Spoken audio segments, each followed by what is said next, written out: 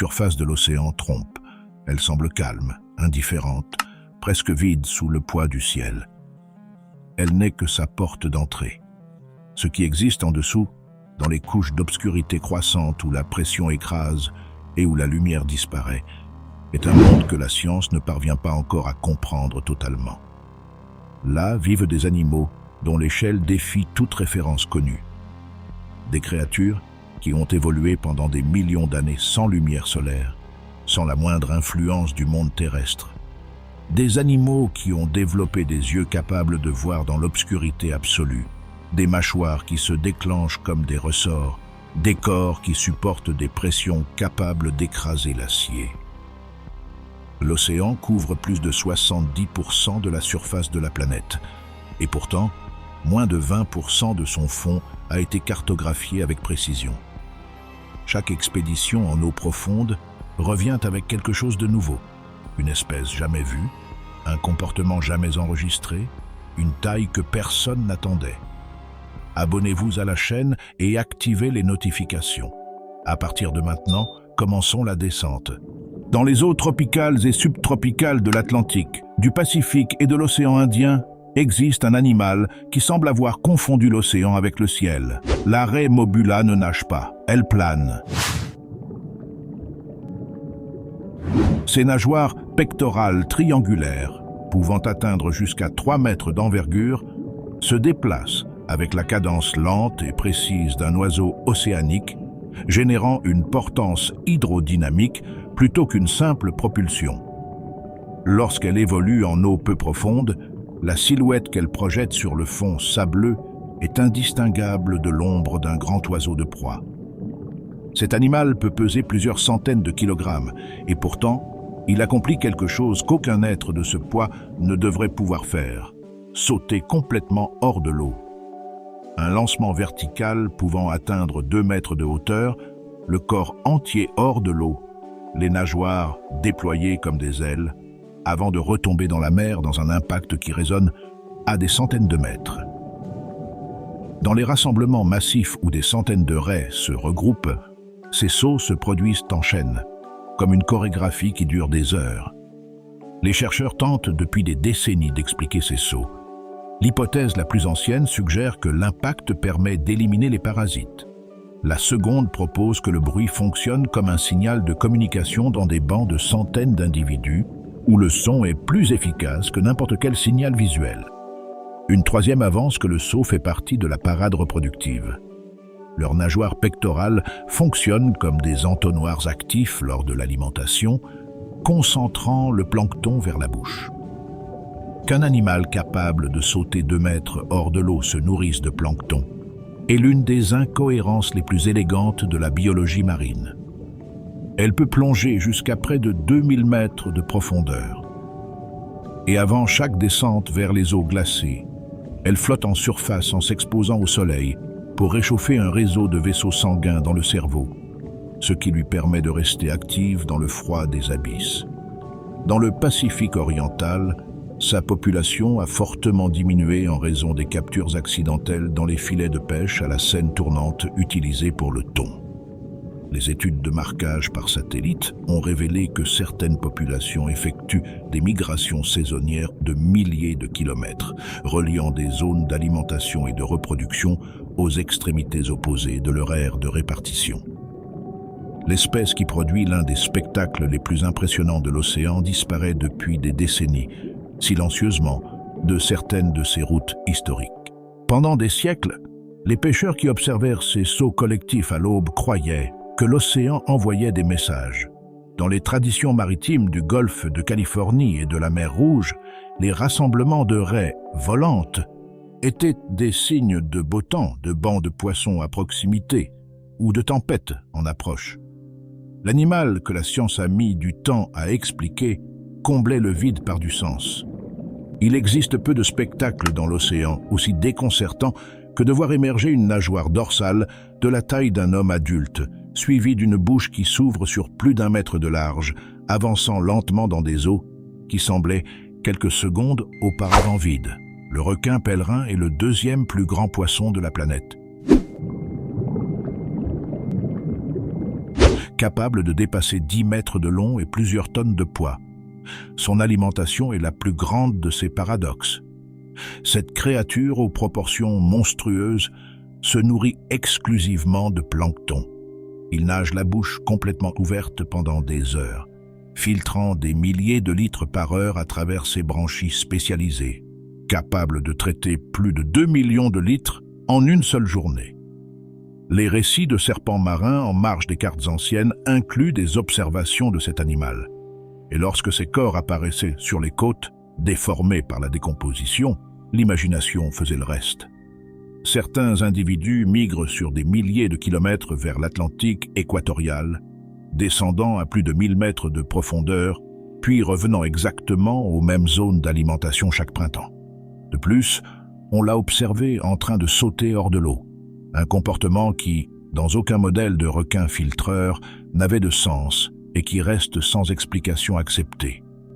Le foie du requin pèlerin peut représenter jusqu'à 25% de son poids corporel. Il est saturé de squalène, ce qui lui procure une flottabilité sans vessie natatoire. Le squalène a été largement utilisé en cosmétique et en pharmacie, alimentant une pêche qui a réduit les populations de l'Atlantique Nord-Est de plus de 90%. Sa gestation dure jusqu'à 3 ans et demi, la plus longue documentée chez tout vertébré. Une seule femelle gestante a été capturée et étudiée dans toute l'histoire de la biologie marine. En 1943, au large des côtes de Norvège. Alors qu'elle était remorquée, elle a donné naissance à 5 petits vivants et un mort, chacun de la taille d'un requin de récif adulte. Au XXe siècle, ces populations ont chuté de 80%. Et comme il lui faut entre 12 et 20 ans pour atteindre la maturité sexuelle, chaque individu perdu met 2 décennies à être remplacé. Un fait supplémentaire complique l'image du filtreur passif. Pendant des siècles, lorsque ces corps apparaissaient décomposés sur les côtes européennes, ils donnaient lieu à des formes qui ne rappelaient en rien l'animal original, avec des structures allongées et des fibres qui semblaient des crinières ou des écailles de serpent. Beaucoup des monstres marins les plus durables de l'histoire naturelle européenne sont, presque certainement, des requins pèlerins vus à différents stades de décomposition. La bête la plus redoutée des mers du Nord était un filtreur de plancton. Le 16 mars 2020, un robot sous-marin a plongé à 630 mètres de profondeur au large de la côte ouest de l'Australie. Une spirale de tissu translucide à peine plus épaisse qu'un manche à balai tournait lentement dans l'obscurité. L'anneau extérieur mesurait 47 mètres de diamètre. Étendu complètement, l'organisme atteindrait 119 mètres. Le plus long être vivant jamais documenté dans l'histoire de la biologie. Ce qui ressemble à un seul organisme est en réalité une chaîne de corps.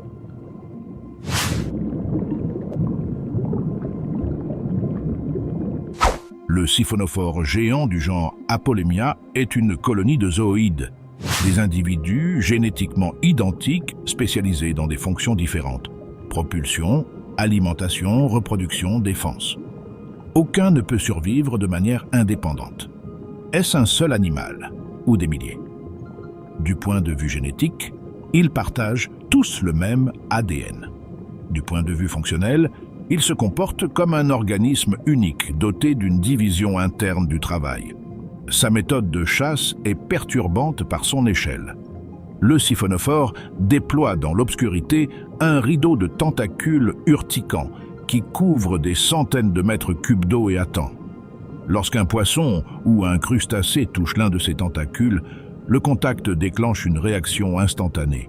Le tentacule s'enroule autour du corps de la proie pour maximiser la surface de contact, et des milliers de nématocystes sont libérés simultanément, injectant des toxines paralysantes en quelques dixièmes de seconde. La proie n'a pas le temps de s'échapper. Le venin agit avant même que le système nerveux ne comprenne ce qui s'est passé. Un piège invisible, silencieux, en permanence actif, à 600 mètres de profondeur. L'énergie qu'il consomme est minimale, le siphonophore dérive simplement au gré du courant. Les siphonophores sont aussi parmi les groupes de prédateurs les plus abondants de l'océan moyen, la zone située entre 200 et 1000 mètres de profondeur. Le fait qu'ils soient si difficiles à échantillonner signifie que leur contribution au cycle d'énergie de l'océan profond a été systématiquement sous-estimée dans les modèles écologiques pendant des décennies. Avant l'ère des robots sous-marins, cet animal n'existait pratiquement pas pour la science. Aucun système de pêche conventionnel ne pourrait le capturer sans le détruire. Son corps gélatineux se fragmente au moindre contact avec un filet. Le spécimen de 2020 n'est pas une anomalie. Dans les 80% de l'océan profond que nous n'avons pas exploré, des organismes de 100 mètres pourraient être courants. Ce que nous pensons être des raretés pourrait être la norme dans un monde auquel nous avons à peine accès. Si quelqu'un concevait un poisson dans le but de violer le plus grand nombre possible de principes du design hydrodynamique, le résultat ressemblerait beaucoup au poisson-lune.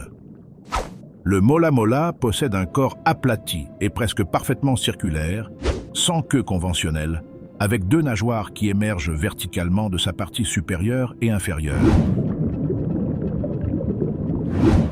Son poids peut dépasser les 2000 kg, faisant du mola mola le poisson osseux le plus lourd de la planète. En termes d'architecture natatoire, il ressemble à une erreur de conception, ayant peu de chances de survivre. Et pourtant, il descend régulièrement à plus de 600 mètres de profondeur à la recherche de méduses et d'organismes gélatineux supportant des températures proches de 4 degrés. Après ces plongées, il remonte et flotte de côté à la surface en s'exposant au soleil. Pendant des années, ce comportement a été interprété comme un signe de maladie. Les chercheurs actuels le décrivent comme une thermorégulation active. L'animal utilise la chaleur solaire pour récupérer sa température corporelle. Il n'est pas mourant. Il se recharge. Au lieu d'une queue, il possède une structure appelée clavus, formée par la fusion évolutive des nageoires dorsales et anales, qui oscille en générant une propulsion comme un oiseau bat des ailes. Une solution anatomique unique dans le règne animal. Des études avec des balises de suivi montrent que les individus effectuent des dizaines de plongées profondes chaque jour et migrent sur des centaines de kilomètres en quelques semaines. L'apparence de dérive est réelle lorsqu'ils thermorégulent à la surface, mais elle ne définit pas l'animal. Le mola mola n'est qu'une des 4 espèces reconnues de poisson-lune. En 2017, une 5e espèce, Mola tecta, a été identifiée à partir de spécimens de l'hémisphère sud présentant une apparence légèrement différente. La confirmation a nécessité des analyses génétiques. De plus, on estime qu'une femelle peut produire jusqu'à 300 millions d'œufs au cours de sa vie, dont la plupart ne survivent pas au-delà des premières semaines. Le succès évolutif du poisson-lune ne repose pas sur la protection de quelques descendants, mais sur la production massive de millions de possibilités. Il existe également un problème d'échelle qui rend le poisson-lune difficile à étudier. Les adultes sont trop grands pour les aquariums conventionnels et les jeunes meurent en captivité avant qu'on puisse apprendre quelque chose de significatif à leur sujet. La majeure partie de ce que nous savons du poisson-lune adulte provient d'individus marqués dans l'océan et observés à distance. Un animal de 2 tonnes qui prospère depuis des millions d'années et dont nous ne comprenons toujours pas entièrement le cycle de vie. Pendant des siècles, les marins nordiques ont décrit un monstre appelé kraken, capable d'entraîner des navires entiers dans l'abîme. La science du 19e siècle a rejeté ces récits comme des exagérations folkloriques. Jusqu'à ce qu'en 1873, sur les côtes de Terre-Neuve, les vagues rejettent un corps que personne ne sut identifier pendant des heures, des tentacules de plusieurs mètres, des yeux de la taille d'assiette, un bec capable de sectionner l'os. Le kraken existait. Il s'appelle Architeuthis dux.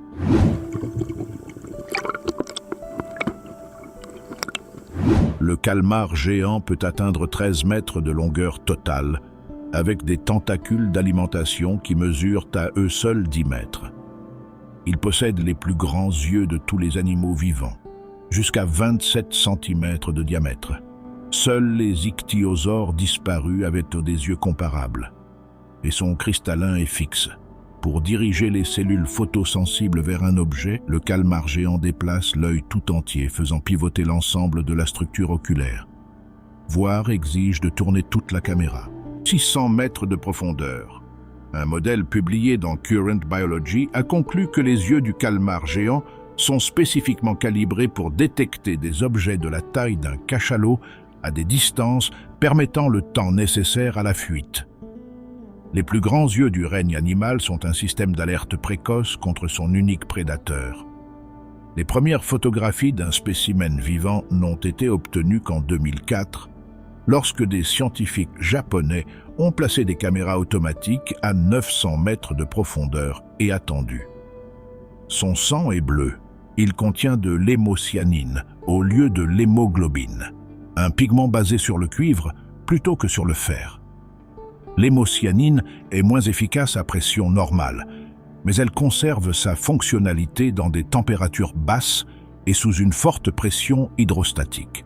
La couleur bleue est la conséquence d'une solution biochimique au problème de vivre dans l'abîme. Une molécule différente, avec un métal différent, pour un environnement qui défierait toute chimie conventionnelle. Ce qu'il y a de plus inquiétant chez le calmar géant n'est pas sa taille. C'est que son cycle reproductif complet demeure un mystère total. Son accouplement n'a jamais été observé dans des conditions naturelles et il n'existe aucune estimation fiable de sa population. L'animal, qui a inspiré le plus grand monstre marin de l'histoire occidentale, reste, dans l'essentiel, un inconnu. En 2025, la première vidéo d'un spécimen juvénile vivant filmé de manière planifiée en haute définition a été enregistrée. 40 ans après que les scientifiques ont commencé à le rechercher sérieusement. Dans les collections scientifiques existe une famille de requins appelée Mitsukurinidae, dont l'histoire évolutive remonte à 125 millions d'années. De tous ses membres, un seul a survécu. Le requin lutin est l'unique représentant vivant d'une lignée qui a vu passer les dinosaures, survécu à toutes les extinctions massives et atteint le 21e siècle pratiquement sans changement. Un fossile avec des dents et avec une mâchoire en catapulte. Son corps est flasque et d'une couleur rose cadavérique parce que les vaisseaux sanguins sont visibles à travers sa peau semi-transparente. Son museau se projette vers l'avant sous la forme d'une lame plate couverte d'électrorécepteurs qui détectent les champs électromagnétiques de tout être vivant.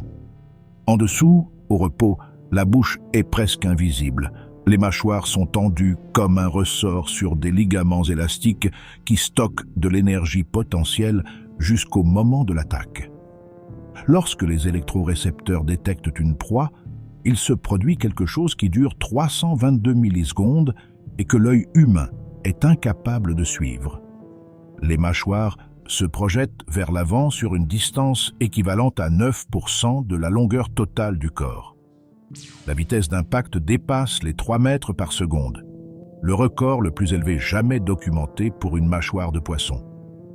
Un mécanisme de chasse que ses ancêtres du Jurassique possédaient déjà et que 125 millions d'années n'ont pas jugé nécessaire de modifier. Le requin lutin perd rapidement sa couleur rosée lorsqu'il meurt ou lorsqu'il est sorti de l'eau.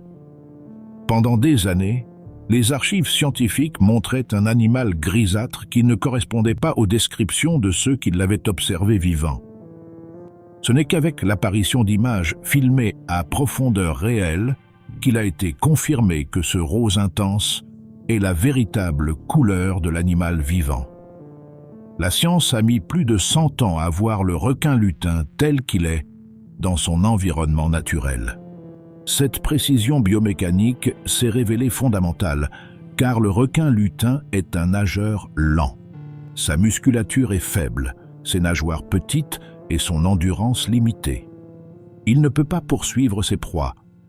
À la place, il dérive presque immobile entre 270 et 1300 mètres de profondeur, utilisant ses électrorécepteurs comme un radar passif, et lorsqu'une proie se trouve à portée, il libère l'énergie stockée dans ses ligaments en une fraction de seconde.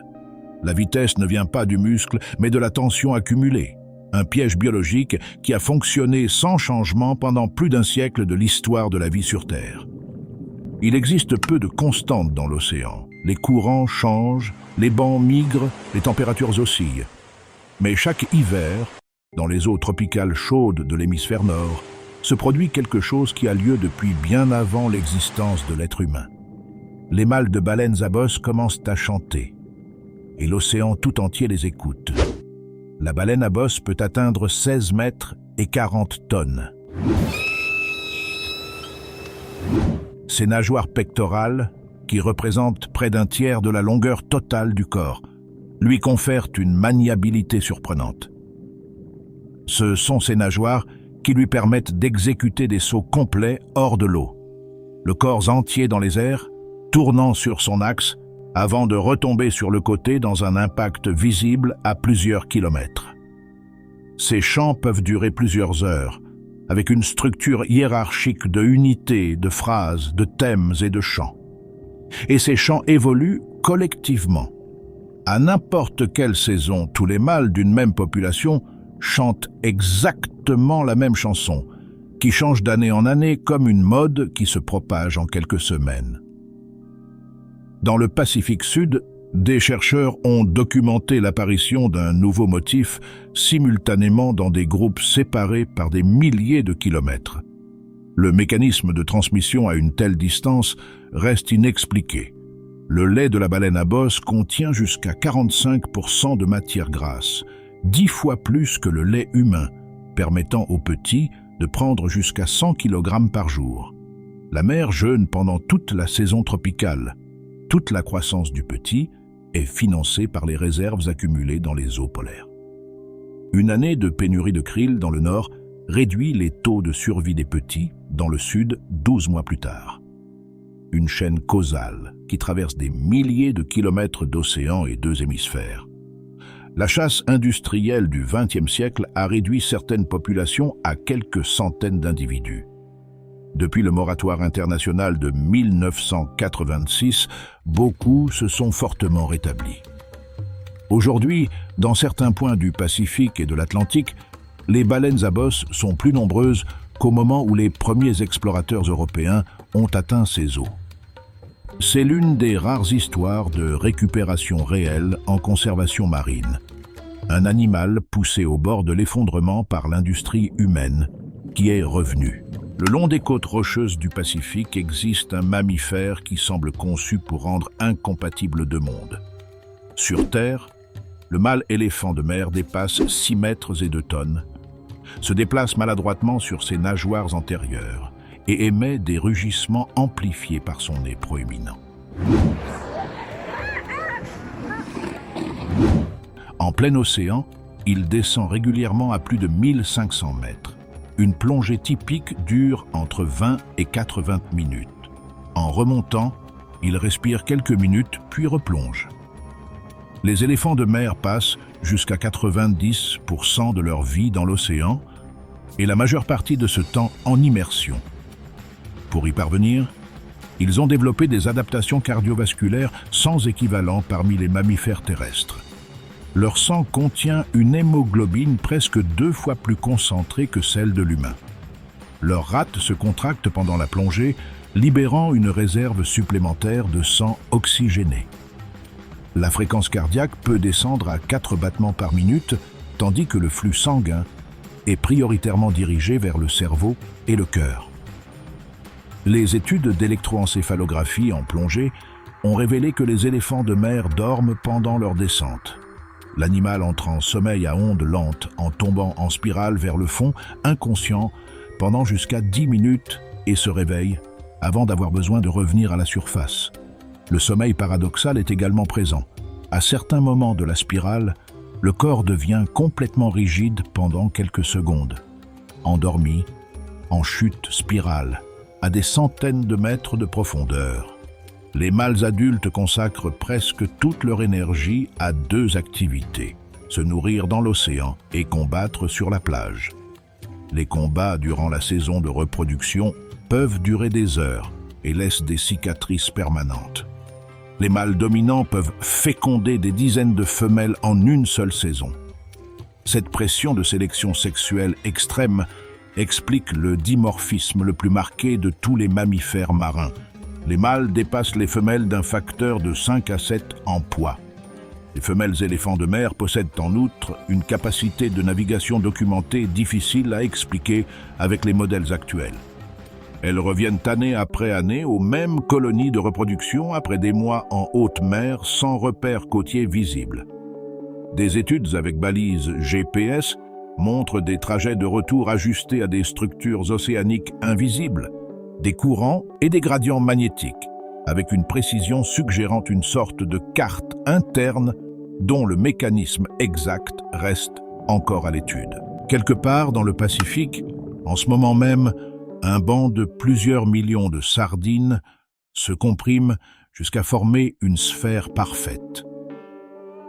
Ce n'est pas un comportement aléatoire, c'est une réponse de panique collective face à quelque chose qui s'approche depuis les profondeurs à 110 km/h, avec une épée à la place de la mâchoire et une voile dorsale qui se déploie au dernier moment comme signal d'attaque.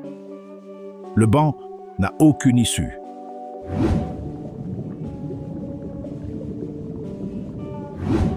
Le poisson-voile est déjà à l'intérieur. Le poisson-voile est l'animal le plus rapide de l'océan. Son corps, qui peut dépasser 3 mètres de longueur, est conçu pour une seule chose, la vitesse.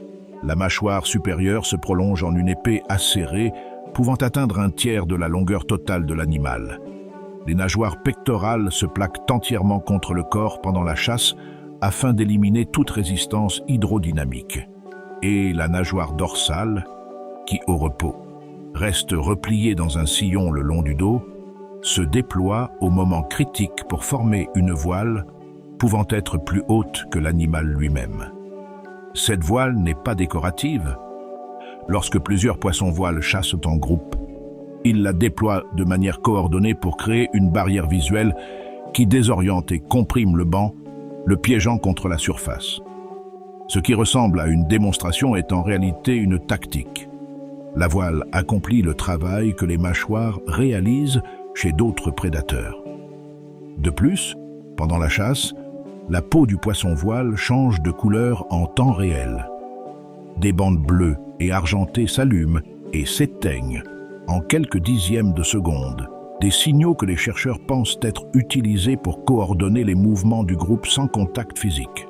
Sa vitesse a un coût. Le poisson-voile ne peut pas maintenir les 110 km/h plus de quelques secondes. Son métabolisme pendant la chasse est si extrême qu'il nécessite des périodes de récupération entre les attaques. Ce qui ressemble à une poursuite continue est en réalité une série d'explosions courtes et précises, chacune calculée pour maximiser l'impact sur le banc avant qu'il ne se réorganise. Il peut vivre jusqu'à 13 ans, mais atteint sa maturité sexuelle en moins de 2. Il grandit plus vite que tout autre poisson océanique de sa taille. Durant sa première année de vie, il peut gagner plus d'1 mètre de longueur. Un animal conçu pour vivre vite, chasser vite et mourir jeune dans un océan qui ne pardonne pas la lenteur. Dans les eaux froides et rocheuses du Pacifique Nord, existe un animal qui, évalué selon des critères cognitifs plutôt que selon des critères de parenté évolutive, devrait profondément nous déconcerter. La pieuvre géante du Pacifique peut atteindre une envergure de 4 mètres et peser plus de 50 kg.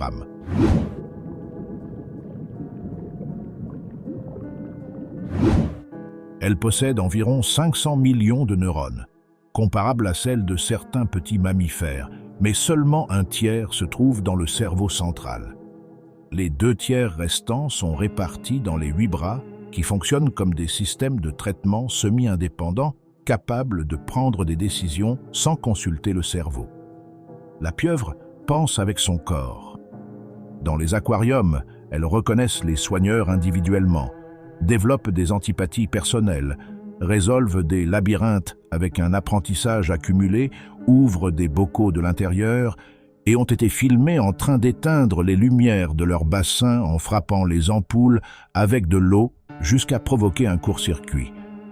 Elles ont été observées transportant des coquilles sur des distances de dizaines de mètres pour les utiliser comme boucliers. Un transport d'outils pour un usage futur, que la science associe à une planification prospective. Son système de camouflage modifie simultanément la couleur, la texture et le motif de sa peau grâce à 3 systèmes indépendants. Le plus perturbant, la pieuvre géante du Pacifique est daltonienne, avec des photorécepteurs qui ne détectent qu'une seule longueur d'onde. La manière dont elle parvient à reproduire avec précision des couleurs qu'elle ne peut pas percevoir est l'un des problèmes les plus fascinants non résolus de la neuroscience sensorielle actuelle. Le cycle de vie se termine de manière inhabituelle. La femelle dépose entre 20 000 et 100 000 œufs et passe les 4 à 6 mois suivants à les protéger sans se nourrir. Lorsqu'ils éclosent, elle meurt d'épuisement. Un animal doté de capacités cognitives, documenté de planification et de mémoire à long terme, qui consacre toute son existence à un unique événement reproductif et meurt sans avoir pu transmettre directement ce qu'il a appris. Le savoir n'est pas hérité. Chaque génération recommence à zéro. Tout cela chez un animal dont l'espérance de vie est de 3 à 5 ans. L'intelligence complexe de la pieuvre montre qu'elle peut émerger à partir d'architectures biologiques radicalement différentes de celles des vertébrés, dans des lignées évolutives séparées de la nôtre depuis plus de 500 millions d'années. Si l'intelligence a évolué indépendamment chez les céphalopodes et chez les vertébrés, la question est de savoir combien d'autres fois elle a pu émerger dans l'arbre de la vie. Dans les récifs tropicaux du monde entier, existe un crustacé qui mesure entre 10 et 30 cm. Ce n'est pas grand, mais il frappe avec la force d'une balle, génère des températures comparables à celles de la surface du Soleil et voit un spectre qu'aucun autre animal connu ne peut percevoir. La crevette mante est, par unité de longueur corporelle, l'animal le plus extrême physiquement de la planète. Non pas par sa taille, mais par ce qu'elle en fait.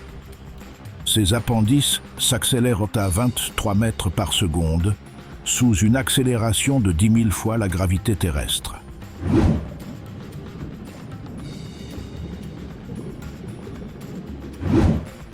L'eau devant l'appendice chute sous le point de vaporisation et entre en ébullition froide, formant des bulles de cavitation. Lorsque ces bulles s'effondrent, elles génèrent des températures supérieures à 4700 degrés et émettent un flash lumineux. La sonoluminescence, une énergie mécanique transformée en lumière. La crevette mante crée de mini-étoiles sous-marines à chaque coup. Si la proie survit à l'impact, l'onde de choc de l'effondrement l'étourdit malgré tout. Un système de double impact en moins de 3 millisecondes. La durabilité de ces appendices a constitué l'un des problèmes les plus difficiles de l'ingénierie des matériaux.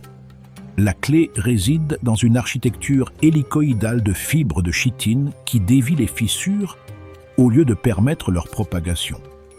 La DARPA a financé des recherches directement inspirées de cette microstructure pour la conception de blindages militaires. La solution à l'un des plus grands défis de l'ingénierie moderne se trouvait dans l'appendice d'un crustacé de 30 cm. Il existe environ 450 espèces réparties entre frappeuses et lanceuses. Les deux groupes peuvent détecter la polarisation de la lumière, ce qui est impossible pour l'œil humain. Les crevettes mantes utilisent des signaux de lumière polarisés pour communiquer entre individus de la même espèce dans un canal totalement invisible pour leurs prédateurs. Un langage privé construit à partir d'une propriété de la lumière qu'aucun autre habitant du récif ne peut intercepter.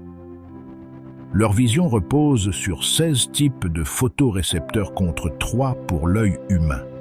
Des recherches publiées dans Science en 2014 ont montré quelque chose d'inattendu. La crevette mante ne discrimine pas les nuances de couleurs avec plus de précision, mais avec plus de vitesse.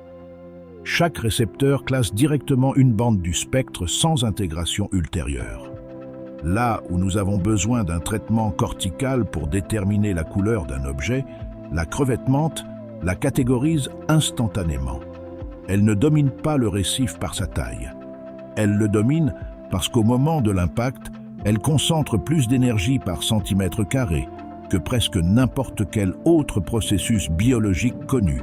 À plus de 2 km de profondeur, dans une obscurité qu'aucun instrument humain ne pouvait pénétrer, jusqu'à il y a quelques décennies, un animal de 20 mètres et 50 tonnes chasse en silence. Le cachalot est le plus grand prédateur à dents ayant jamais existé sur Terre et le seul mammifère marin capable de descendre régulièrement à plus de 3 km lors de plongées dépassant 1 heure.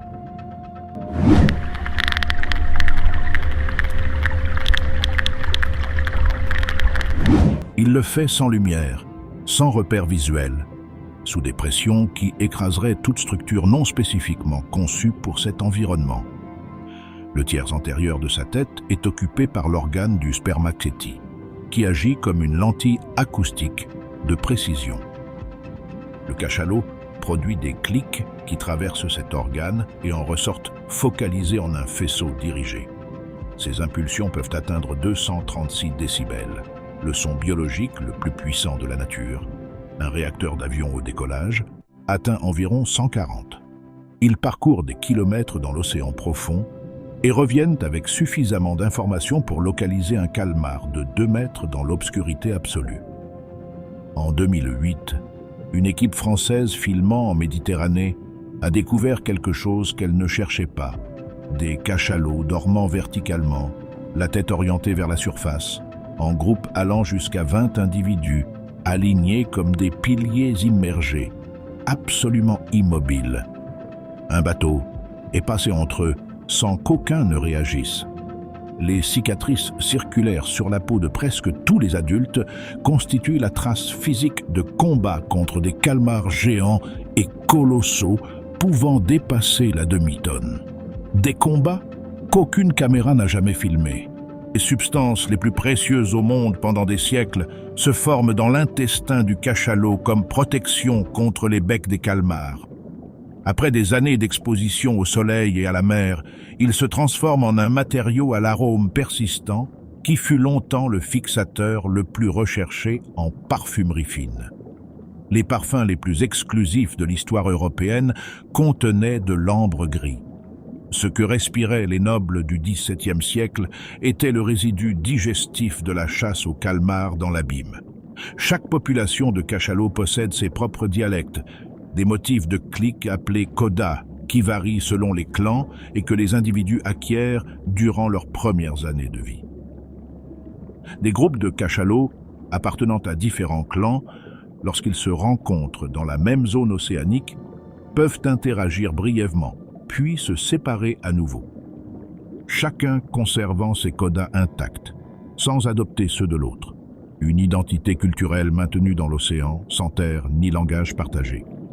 Parmi tous les requins existants, le requin-marteau est le seul dont l'anatomie pose une question immédiate. Pourquoi? L'expansion latérale du crâne n'est pas un accident évolutif. C'est une solution d'ingénierie qui résout simultanément plusieurs problèmes de prédation et qui a nécessité des millions d'années pour être perfectionnée. Le céphalofoil répartit les organes sensoriels sur toute sa largeur qui peut dépasser 1 mètre. Les yeux offrent un champ visuel de presque 360 degrés, à la fois horizontal et vertical, une vision binoculaire complète vers l'avant et simultanément vers le haut et le bas. Les ampoules de Lorenzini, distribuées sur toute la surface inférieure, transforment la tête en détecteur de présence passif qui balaye le fond d'un côté à l'autre, localisant raies et poissons enfouis sous le sable. Cette même tête sert aussi à plaquer la proie contre le fond, comme outil d'immobilisation. Plusieurs populations forment des bancs diurnes pouvant atteindre des centaines d'individus sans se nourrir, se dispersant au crépuscule pour chasser en solitaire. L'hypothèse la plus soutenue est que les femelles choisissent leur partenaire dans le contexte du banc. Les individus les plus actifs et dominants, qui nagent plus près du centre, ont un meilleur accès reproductif. Le banc diurne serait une arène de sélection sexuelle, et non un groupe de chasse. Un prédateur doté d'une structure sociale plus complexe que celle que toute description populaire des requins ne laisse supposer. La taille du céphalofoil varie significativement entre les différentes espèces de requins-marteaux. Le grand requin-marteau possède la tête la plus large proportionnellement au corps et montre une spécialisation accrue dans la chasse aux raies.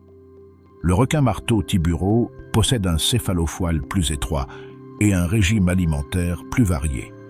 Cette corrélation entre la forme de la tête et le régime alimentaire fait du requin-marteau un système naturel pour comprendre comment morphologie et écologie coévoluent. La tête du marteau n'est pas seulement une solution au problème de la chasse aux raies enfouies. Elle est aussi le registre physique de millions d'années de pression évolutive accumulée sous forme de géométrie. Chaque millimètre supplémentaire de largeur du céphalofoil a représenté, à un moment de l'histoire de cette espèce, un avantage reproductif concret, mesurable en succès de chasse et en accès accru à la nourriture. L'évolution ne conçoit pas, elle sélectionne. Et le résultat, dans ce cas, est une tête en forme de marteau qui résout 3 problèmes distincts avec une seule structure. Il existe un fait concernant la baleine bleue que la science a mis des décennies à confirmer, car il nécessitait une technologie qui n'existait pas.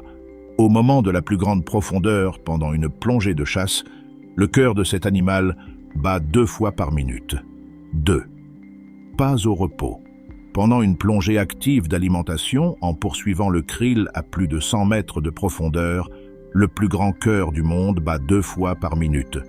La baleine bleue est l'animal le plus grand ayant jamais existé sur Terre, y compris tous les dinosaures connus. Les plus grands spécimens atteignent 30 mètres et dépassent 180 tonnes. Son cœur pèse 180 kg, à la taille d'une petite voiture, et à chaque battement, il pompe 220 litres de sang. Le premier électrocardiogramme d'un individu en liberté, enregistré en 2019, a montré qu'il fonctionne aux limites physiques absolues de ce qu'un cœur de mammifère peut accomplir. Pendant la plongée, 2 à 4 battements par minute. À la remontée, 37, la fréquence maximale possible pour cette taille. Pour soutenir 180 tonnes, elle se nourrit exclusivement de krill, des crustacés de 2 à 6 cm. Chaque jour, elle en ingère entre 3 et 4 tonnes. Le plus grand animal de l'histoire de la Terre se nourrit d'organismes qui tiennent dans la paume de la main. La chasse industrielle a réduit la population à moins de 10 000 individus au XXe siècle, contre une estimation préalable de 200 000 à 300 000. Le chant de la baleine bleue est le son le plus grave produit par tout animal, entre 10 et 40 Hz, en dessous du seuil de perception auditive humaine.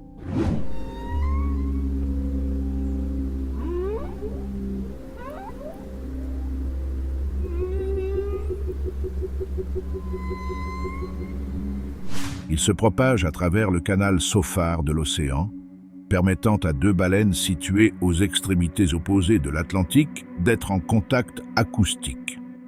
Depuis les années 1950, les baleines bleues ont progressivement abaissé le ton de leur chant.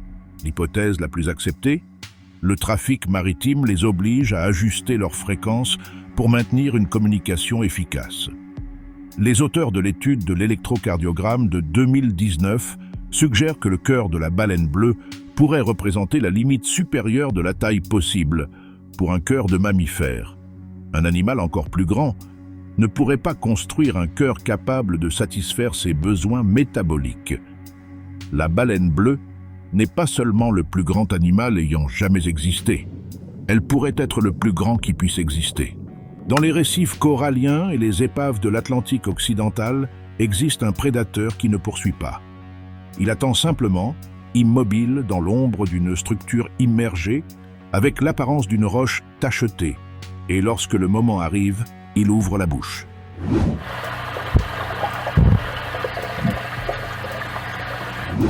Le mérou géant peut dépasser 2 mètres et 400 kg, ce qui en fait le plus grand poisson osseux des récifs de l'Atlantique.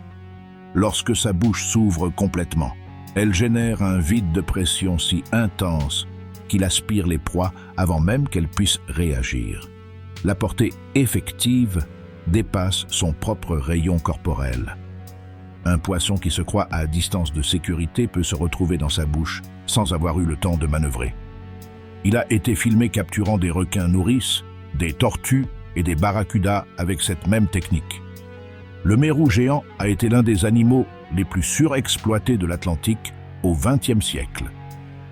Ils s'approchent des plongeurs par curiosité plutôt que par prudence et restent au même endroit pendant des années, ce qui le rendait extrêmement vulnérable. Les populations des Caraïbes et du golfe du Mexique se sont effondrées. Il a été déclaré espèce protégée dans les eaux américaines en 1990. La récupération est mesurable. Sans un prédateur de cette taille, certaines espèces herbivores se sont multipliées au point d'endommager le corail. Sa réintroduction a montré que sa présence a des effets en cascade sur le réseau trophique. Il est également hermaphrodite séquentiel. Tous naissent femelles et les plus grands deviennent mâles. La pêche sélective des plus grands individus éliminait donc préférentiellement les mâles reproducteurs, compromettant la viabilité des populations d'une manière qui n'est devenue évidente qu'une fois les dommages déjà sévères. Le mérou géant peut vivre plus de 30 ans dans des conditions naturelles et sa récupération dans un récif dépend de l'arrivée de jeunes individus depuis des zones adjacentes et non du retour d'adultes déplacés. La connectivité entre récifs protégés et non protégés est essentielle pour que la récupération de l'espèce soit réelle et durable et constitue aussi l'un des arguments les plus solides en faveur de réseaux d'aires marines protégés plutôt que de réserves isolées. Dans l'imaginaire populaire, le grand requin blanc est une machine à tuer sans autres attributs notables. Cette image s'est révélée être l'une des simplifications les plus coûteuses en termes de conservation.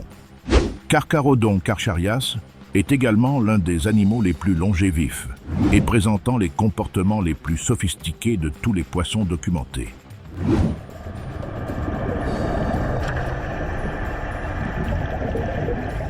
Il peut vivre plus de 70 ans. On estimait auparavant sa longévité maximale à 25 ans. L'erreur était d'un facteur proche de 3. Certains individus qui nagent aujourd'hui dans l'Atlantique Nord sont nés dans les années 1950, avant les premiers satellites. Un individu nommé Nicole a été suivi de l'Afrique du Sud à l'Australie, puis retour en moins de 9 mois. Plus de 20 000 kilomètres, record de migration documenté chez un poisson. Les attaques sur les humains sont statistiquement négligeables. Moins de 10 morts par an dans le monde. Les rayons, les chiens et les abeilles tuent chacun davantage de personnes chaque année que l'ensemble des requins blancs réunis. L'espèce est classée comme vulnérable, avec des populations en déclin dans presque toute son ère historique. Les requins blancs sont partiellement endothermes. Ils peuvent élever la température de leurs muscles, de leurs yeux et de leur cerveau au-dessus de celle de l'eau environnante, grâce à un système d'échange thermique à contre-courant, appelé RUT mirabile.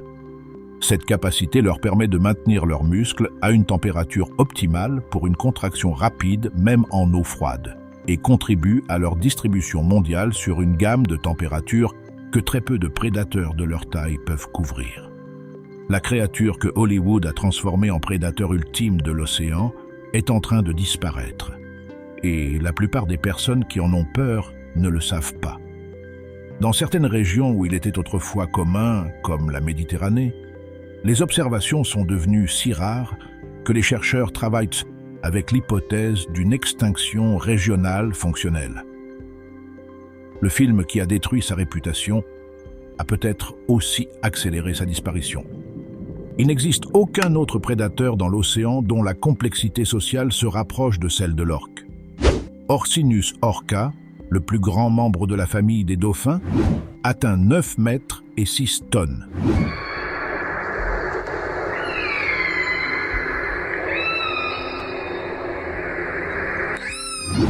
Ce qui la distingue de tout autre prédateur marin, c'est que différentes populations sont, sur les aspects les plus importants pour l'écologie et le comportement, des animaux complètement différents. Les orques résidentes du Pacifique Nord-Est se nourrissent exclusivement de saumon. Les populations transitoires du même océan chassent les mammifères marins et ne consomment jamais de poissons. Les orques offshore consomment des requins. Ces groupes ne se mélangent pas et ne s'accouplent pas, malgré des territoires communs.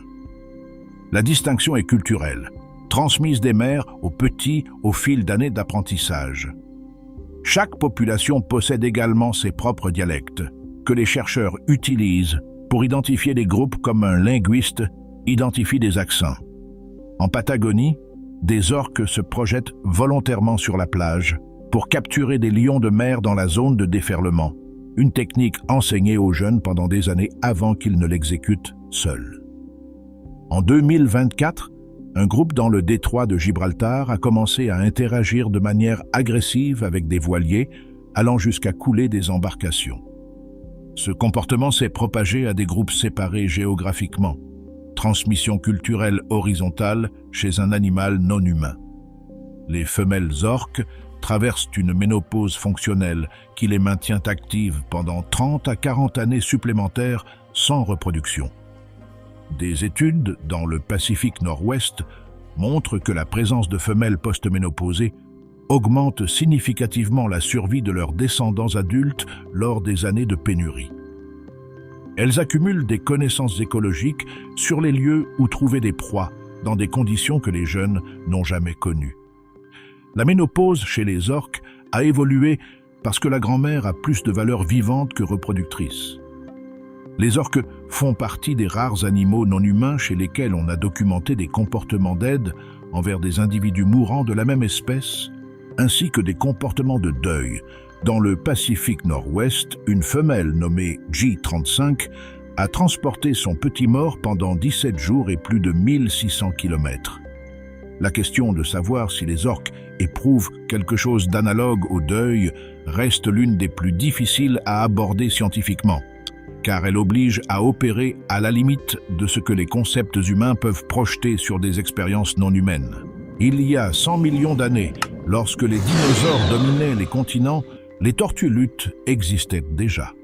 Elles ont survécu à l'impact de l'astéroïde du Crétacé et aux 5 grandes extinctions massives connues.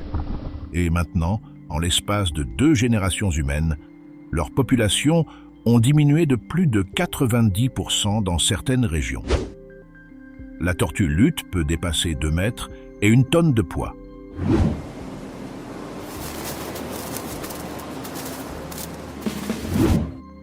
Sa carapace de peau coriace et d'os intégrés permet de comprimer son corps sous la pression des plongées régulières à plus de 1000 mètres de profondeur. Elle possède un système d'échange thermique à contre-courant dans ses nageoires qui maintient son noyau corporel stable, quelle que soit la température extérieure. C'est la seule tortue fonctionnellement endotherme. Elle génère et conserve la chaleur activement comme un mammifère. Des individus marqués sur les plages d'Indonésie ont été suivis jusqu'aux côtes de l'Oregon, plus de 20 000 km à travers le Pacifique. Les données indiquent une détection du champ magnétique terrestre avec une précision suffisante pour déterminer simultanément latitude et longitude. Cette carte est imprimée dans le système nerveux au moment de la naissance, lorsque les nouveau-nés traversent le sable en direction de la mer. Ils enregistrent les coordonnées magnétiques de leur plage natale et y reviennent des décennies plus tard. Elles sont incapables de rétracter la tête ni les nageoires dans leur carapace. La même conception qui permet la compression en profondeur océanique empêche la protection rétractile des autres tortues. La même adaptation qui les rend invulnérables à 1000 mètres de profondeur les laisse exposées sur la plage. 100 millions d'années d'adaptation. 5 extinctions surmontées. L'espèce qui a survécu à la fin des dinosaures fait aujourd'hui face à des sacs plastiques qui, dans l'eau, ressemblent à des méduses et obstruent leur système digestif de manière létale. Les plages de nidification, dont la température du sable est modifiée par le réchauffement climatique, altèrent la proportion des sexes des nouveau-nés et compromettent la viabilité à long terme des populations. La même espèce qui a survécu à l'astéroïde, aux glaciations et à 5 extinctions massives n'est pas équipée évolutivement pour répondre à des changements qui se produisent en décennies plutôt qu'en millénaires. La résilience de 100 millions d'années a une limite temporelle. La surface de l'océan semble toujours immobile, mais sous cette couche bleue, en ce moment même, une raie manta géante reconnaît son propre reflet dans une station de nettoyage. Un siphonophore de 100 mètres déploie son rideau de mort à 600 mètres de profondeur. Une tortue lutte suit une carte magnétique vers une plage qu'elle a visitée il y a 30 ans, et un cachalot descend en spirale endormis vers l'abîme. Nous parlons de l'espace comme de la dernière frontière, mais l'océan est plus inaccessible que la plupart des planètes du système solaire. Il écrase pour faire sortir, il nous retire la lumière, il nous refuse la chaleur. Et pourtant, à chaque expédition en eau profonde, il revient avec quelque chose que personne n'attendait. L'océan couvre plus de 70% de la planète. Nous avons cartographié avec précision moins de 20% de son fond. Dans ces 80% inconnus, pourraient exister des espèces qui dépassent en taille tout ce que nous avons vu jusqu'ici. Chacune des créatures de ce documentaire a des millions d'années sur cette planète, façonnées par des pressions évolutives que nous ne pouvons pas entièrement imaginer. La vie est plus résiliente, plus inventive et plus étrange que ne le permettrait n'importe quel modèle préalable. Si ce voyage en valait la peine, laisse-nous un commentaire avec l'animal qui t'a le plus surpris. Et s'il existe un recoin de l'océan vers lequel tu veux descendre dans le prochain documentaire, dis-le-nous. Parce que l'océan reste, dans sa plus grande partie, un lieu où nous ne sommes pas encore arrivés.